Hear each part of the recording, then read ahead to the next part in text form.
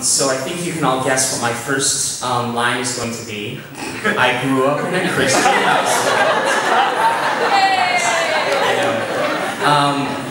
So yes, I was born in a Christian household. I have two awesome parents over there who made sure that I grew up knowing who Jesus was and that he died for me and that he'd forgiven all my sins. And when I was very, very small, we grew up in a very Christian neighborhood. My kindergarten was at the church and my dad worked at the church, and so everything I did revolved around going to church. But then when I was 6, we moved. My parents started a new mission outreach in Thorncliffe, which, if any of you know Thorncliffe, it is not a very Christian place. I was about the only Christian I knew other than my siblings, and I was told on a daily basis that my religion was fake and that I was going to burn in hell because I didn't believe in Islam. And looking back on that now, I realized that God that situation could have easily turned anyone against Christianity and said it's not worth it, and I'll just go with what everyone else is doing because that's easier. But I realize now that God used that experience to help strengthen my faith and give me the tools necessary to argue and defend my faith against those when I was challenged. So when I was 8, I went to Bible camp in Prince Edward Island, and I remember, as most Bible camps, if any of you have been to one, most kids that go there get saved at some point.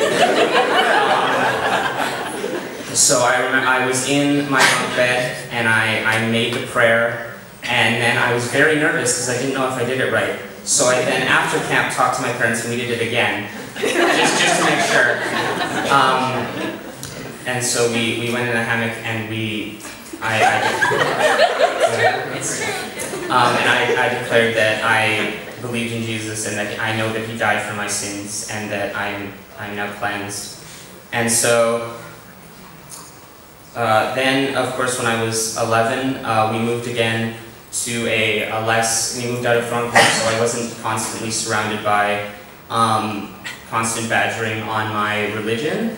But despite what you might think, this actually caused me to, without the constant questions about whether or not my faith was real, I found myself doubting and not being as interested in what my faith really meant.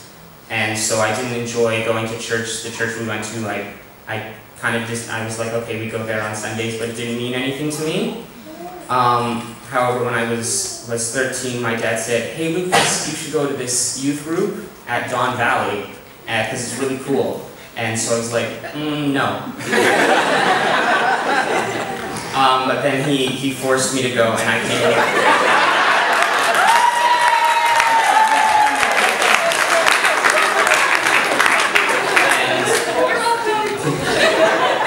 Thank you. And at first I was surprisingly very shy, and I didn't enjoy being here. But the more I came here, the more I realized and saw what a great example this church, even in its youth group, which is probably the least Jesus-centered part of the whole church. Sorry. How even in that, they showed such dedication to Jesus and such a great example of a church community. And so I started coming to this church, and I found, especially around that time after I'd been kind of doubting and drifting away from Christ and my faith, that I felt this passion to kind of pursue it as much as I could. I remember I would just keep asking John, is there more stuff I can do? I'm already doing stuff, can I do more? And I can only say that was God working in my life to give me this passion, because I shouldn't have wanted to be here as a teenager many times a week.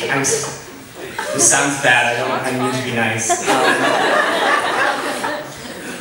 And so as I was coming to Don Valley, growing in my faith, the question came up, like, when are you going to get baptized? And I kept putting it off. I don't like speaking in front of people. And I was nervous whether or not I whether or not I had earned it, or whether I was ready at that point in my faith where I could do this.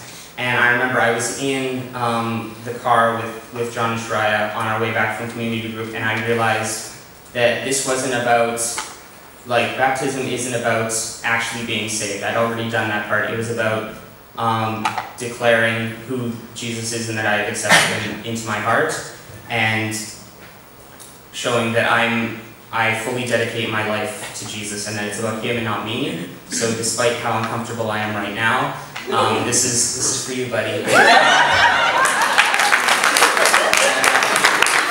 Yeah, so thank you, Jesus.